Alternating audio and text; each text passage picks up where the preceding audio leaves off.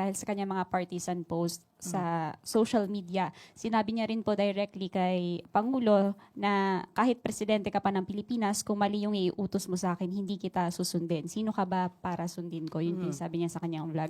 Patrolman lang ako pero hindi mo ko pwedeng utusan ng mali. Kahit sino ka pa.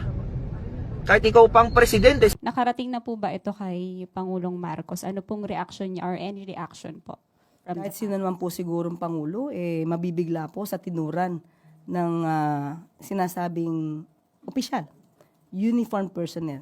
Alam po natin na pagka uniform personnel, dapat po impartial at non-partisan. So, doon pa lamang po ay may violation na po siya. So, kung ano po yung nararapat na kung meron man pong pagdidisiplina o parusa, siguro dapat lang pong ibigay kung naaayon po sa batas. Ito na rin po ba yung time na dapat umaksyon na yung pala? Since sabi niyo po kahapon na hindi niyo palalampasin yung mga statements na may elements ng inciting to sedition. Yes, kung ito isolated case, kapag may maganito po at talaga pong nananawagan ng panggugulo, hindi po talaga to palalagpasin ng palasyo. Thank you po.